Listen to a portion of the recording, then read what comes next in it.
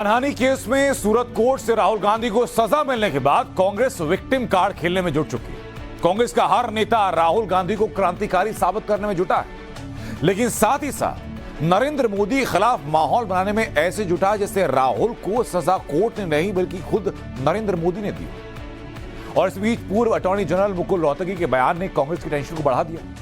मुकुल रोहतगी के मुताबिक कोर्ट से सजा सुनाए जाने के बाद राहुल गांधी तत्काल प्रभाव से सांसद नहीं रहे।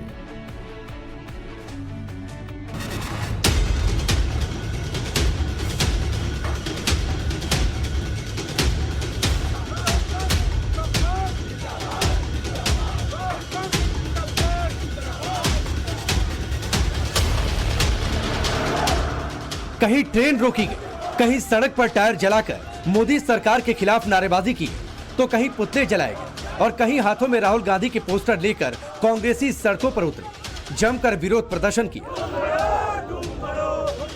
देश के अलग अलग हिस्सों में कांग्रेस कार्यकर्ताओं के विरोध प्रदर्शन की ये तस्वीर सूरत कोर्ट के उस फैसले के बाद आई जब 2019 में मोदी सरनेम को लेकर की गई टिप्पणी के लिए राहुल को कोर्ट ने दोषी करार दिया और 2 साल की सजा सुना दी। हालांकि कोर्ट से राहुल को फौरन जमानत भी मिल गई, लेकिन इसके बाद कांग्रेस और कांग्रेस नेताओं की तरफ से शुरू हो गया राहुल को क्रांतिकारी साबित करने के लिए नैरेटिव गढ़ने का सिलसिला। राहुल के लिए पहला नैरेटिव, डरो मत, सरकार डरी है। राहुल के लिए दूसरा नैरेटिव, ऐ तलवार तुझे झुकना होगा। राहुल के लिए तीसरा नैरेटिव, गांधी कभी डरते नहीं। राहुल के लिए चौथा नैरेटिव, हम डरने वाले नहीं। राहुल के लिए 5वां नैरेटिव, राहुल गांधी सत्य है। राहुल के लिए 6ठा नैरेटिव, डरी हुई सत्ता की पूरी मशीनरी। सोशल मीडिया में, सड़कों पर और देश की सियासत में राहुल गांधी को क्रांतिकारी दिखाया जा रहा है। राहुल के समर्थन में और प्रधानमंत्री मोदी के खिलाफ जबरदस्त एजेंडा चलाया जा रहा है। कांग्रेस ने अपने ऑफिशियल सोशल मीडिया अकाउंट्स पर प्रोफाइल फोटो बदल दी। ट्विटर, फेसबुक और इंस्टाग्राम पर राहुल की तस्वीर वाली नई प्रोफाइल फोटो लगाई गई जिस पर लिखा है डरो मत। तो वहीं कांग्रेसी नेताओं की जमात ने सोशल मीडिया पर लिखना शुरू कर दिया कि पीएम मोदी डराते हैं, तानाशाही करते हैं, लेकिन राहुल गांधी गांधी हैं, डरेंगे नहीं, झुकेंगे नहीं। राहुल गांधी ने भी सत्य, अहिंसा को धर्म बताया, इनकलाब जिंदाबाद का नारा लगाकर विक्टिम कार्ड खेलते नजर आए। लेकिन राहुल गांधी के लिए गढ़े जा रहे तमाम नैरेटिव की सच्चाई क्या है? कांग्रेस के इस एजेंडे के पीछे का सत्य क्या है? राहुल गांधी को दोषी करार देने और सजा सुनाने वाले सूरत कोर्ट ने वास्तव में क्या कहा और कांग्रेस नेताओं की तरफ से क्या फैलाया गया, पहले ये जान लेते हैं। बाद में उससे पूछा गया कि तुम्हारे सजा के बारे में क्या कहना है, तो राहुल जी ने ये बताया कि मैंने पॉलिटिकल लीडर की हैसियत से जो करप्शन देश में हो रहा है उसको खुला करना ये मेरी प्राथमिक फर्ज है, इसके अलावा मैंने कुछ नहीं किया। फिर दलील हुई हमारे जो राहुल जी के ओर से एडवोकेट अपीयर था, उन्होंने बताया कि हम कोई कोर्ट की माफी नहीं मांग रहे, हमें कोर्ट की कोई दया नहीं चाहिए, लेकिन जो कुछ हुआ है वो हमारी फर्ज के मुताबिक हमने किया है। झूठ का शोर है मगर सच इतना भी कमजोर नहीं। राहुल को क्रांतिकारी दिखाने के लिए क्या क्या वायरल किया गया और सच क्या है वो भी देख लेते हैं। वायरल किया गया कि राहुल गांधी चाहते तो माफी मांगकर सजा से बच सकते थे, लेकिन राहुल माफी नहीं मांगेंगे, जबकि सच यह है कि कोर्ट ने माफी की बात ही नहीं की। जज ने राहुल से सजा पर उनकी राय पूछी थी। वायरल किया जा रहा है कि फैसले के पीछे सत्ता की मशीनरी है, जबकि सच यह है कि केस सीधे सीधे मानहानि से जुड़ा है। सूरत कोर्ट से 2 साल की सजा मिलने के बाद राहुल गांधी की मुसीबतें तो बढ़ी, लेकिन सोशल मीडिया के ऊपर लगातार कांग्रेस ये कोशिश कर रही है, ये नैरेटिव गढ़ने की कोशिश कर रही है कि राहुल गांधी झुके नहीं और उन्होंने माफी नहीं मांगी। लेकिन इस बात की तस्दीक उस 167 पेज के कोर्ट के हुक्म से होती है, उस ऑर्डर से होती है जिसके अंदर इस बात का बिल्कुल भी जिक्र नहीं किया गया है।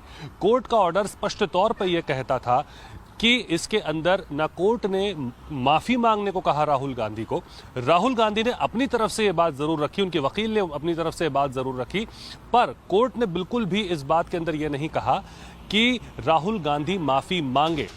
2024 के चुनाव के लिए 2023 में ही साम दाम दंड भेद सब कुछ आजमाया जा रहा है। कांग्रेस की जब पॉलिटिकल यात्रा दिल्ली तक पहुंचती नहीं दिखी तो अब इमोशनल कार्ड खेला जा रहा है। राहुल को बेबस और मोदी को तानाशाह बताया जा रहा है। यहां तक कि कोर्ट के फैसले पर भी कांग्रेस की तरफ से सवाल उठाए जा रहे हैं।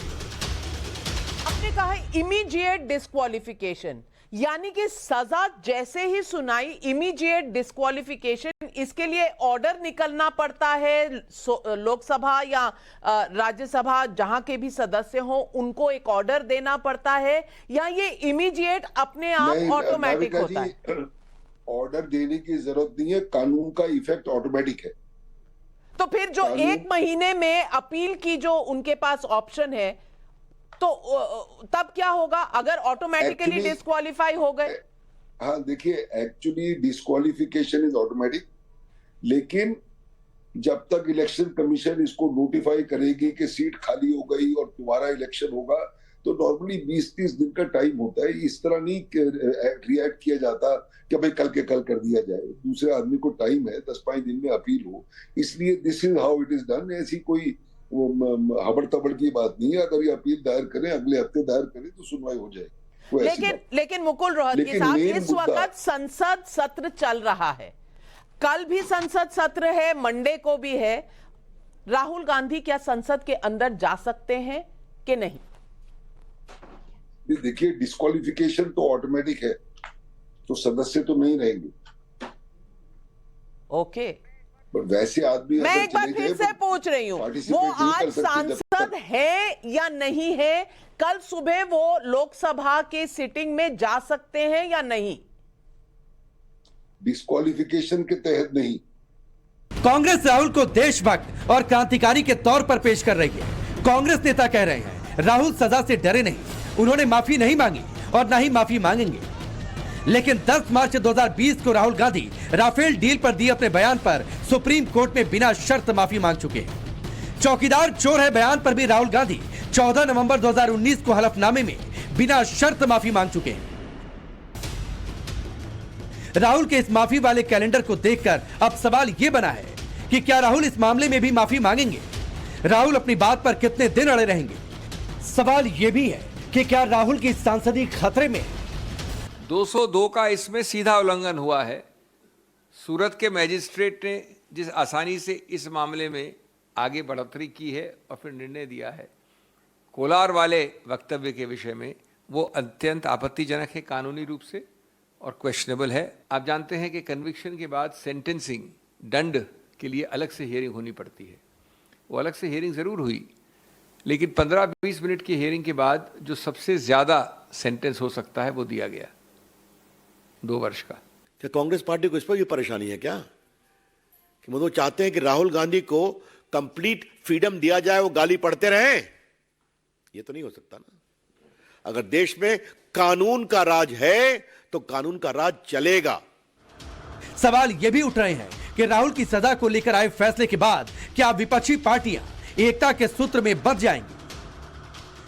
फिलहाल विपक्षी एकता की जो ताजा सियासी तस्वीर है उसमें विपक्षी पार्टियां अभी तक एकता के पक्के सूत्र में तो बंधी नजर नहीं आ रही। सूरत से सिद्धार्थ पांड्या के साथ bureau report, times now Navbharat. और बात अमृतपाल, भगोड़े अमृतपाल की लास्ट लोकेशन हरियाणा में ट्रेस हुई, लेकिन पुलिस सोर्सेज की माने तो अमृतपाल हरियाणा से अब उत्तराखंड पहुंच चुका है। इसी बीच पंजाब और दिल्ली पुलिस की सेल ने ज्वाइंट ऑपरेशन में अमृतपाल के सहयोगी अमित सिंह को गिरफ्तार किया। सोर्सेज ये बता रहे हैं कि अमित सिंह इंश्योरेंस एजेंट है और अमृतपाल का बेहद करीबी। पुलिस अमित सिंह से अमृतपाल की अगली लोकेशन क्या है और प्लान को डिकोड करने के साथ ही उसके प्रेजेंट और पास्ट की एक एक डिटेल जांच रही है और इसमें बड़े खुलासे हुए हैं। वो क्या खुलासे हैं दिखाते हैं आपको।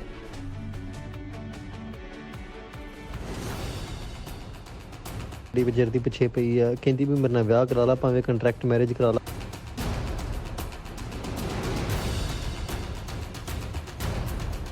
उन्हें मैनू कहती भी मेरे नाल विआह करा, तू मेरे नाल रहना रही, नहीं रहना ना रही, मेरे नाल विआह करके एक बाहर चल जा ना। क्रांति का दावा, अश्लील कारनामा। तो यार ये कुड़ी मेरे बड़ी विजरदी पिछे पई है। पंजाब की बात, ब्लैकमेलिंग का कारोबार, कहती भी मेरे नाल विआह करा ला। ड्रग्स माफिया के पोस्टर बॉय और देश विरोधी गतिविधियों के आरोपी अमृतपाल को लेकर एक और बड़ा खुलासा हुआ। इंटरनेट पर अमृतपाल की अश्लील सोच और अश्लील कारनामों के कई सबूत सामने आ गए। अमृतपाल के स्नैपचैट के स्क्रीनशॉट और अमृतपाल की ऑडियो क्लिप वायरल है। ਉਹ ਯਾਰ ਇਹ ਕੁੜੀ ਮੇਰੇ ਬੜੀ ਬਜਰ ਦੀ ਪਿੱਛੇ ਪਈ ਆ, ਕਹਿੰਦੀ ਵੀ ਮੇਰੇ ਨਾਲ ਵਿਆਹ ਕਰਾ ਲਾ, ਭਾਵੇਂ ਕੰਟਰੈਕਟ ਮੈਰਿਜ ਕਰਾ ਲਾ ਤੇ ਮੇਰੇ ਨਾਲ ਬਾਹਰ ਚਲਾ ਜਾ। ਇਹਦੇ ਕੋਲ ਪੀਆਰ ਹੈ ਕੈਨੇਡਾ ਦੀ। ਹੁਣ ਇਹ ਮੈਨੂੰ ਕਹਿੰਦੀ ਵੀ ਮੇਰੇ ਨਾਲ ਵਿਆਹ ਕਰਾ, ਤੂੰ ਮੇਰੇ ਨਾਲ ਰਹਿਣਾ ਰਹੀ, ਨਹੀਂ ਰਹਿਣਾ ਨਾ ਰਹੀ, ਮੇਰੇ ਨਾਲ ਵਿਆਹ ਕਰਕੇ ਇੱਕ ਵਾਰੀ ਬਾਹਰ ਚਲ ਜਾ ਹਨਾ। ਤੇ ਮੈਨੂੰ ਪਤਾ ਵੀ ਇਹ ਸਕੀਮ ਲਾਉਣ ਦੀ ਬਾਅਦ ਚ ਨੇ ਔਖਾ ਕਰ ਦੇਣਾ ਮੇਰੇ ਵਾਸਤੇ ਕੰਮ। अमृतपाल का इकलौता ऑडियो क्लिप नहीं जिसमें लड़कियों को लेकर अमृतपाल की गंदी सोच सामने आ रही हो। ऐसे कई ऑडियो हैं जो लोग आपस में शेयर कर रहे हैं। इस ऑडियो में अमृतपाल की महिलाओं को लेकर सोच कितनी घटिया है, इस बात से खुद अमृतपाल पर्दा उठा रहा है। ਇਹ ਵੀ ਹੁਣ ਦਾਲ ਆਉਣ ਡਈ ਹੈ ਨਾ, ਯਾਰ ਆਦਾ ਵੀ ਰਿਸ਼ਤਾ ਕਰਾ ਕੇ ਇੱਥੇ ਆ ਜੇ, ਇਹਦੇ ਨਾਲ ਮੇਰਾ ਚੱਕਰ ਚੱਲੀ ਜਾਊਗਾ। ਮੈਂ ਤਾਂ ਕਿਹਾ ਵੀ ਤੂੰ 60 ਮਿੰਟ ਆਸਟ੍ਰੇਲੀਆ ਵਾਲਿਆਂ ਨੂੰ ਮੇਰਾ ਹੀ ਦੱਸ ਦੇ ਵੀ ਸਾਡਾ ਸਬੰਧ ਹੈ ਆਪਸੀ ਨਹੀਂ ਜਾਇਜ਼। ਰੌਲਾ ਪਾ ਦੇ ਮੈਂ। वारिस पंजाब में प्रमुख अमृतपाल सिंह की नई ऑडियो क्लिप्स और कुछ चैट सामने आई है और बताया जा रहा है कि ये ऑडियो क्लिप्स और जो चैट है ये अमृतपाल सिंह की ही है। हालांकि हम इसकी पुष्टि नहीं करते, लेकिन जो जानकारी मिली है बताया जा रहा है कि जो क्लिप्स हैं ऑडियो और जो चैट हैं उसी दौरान की हैं।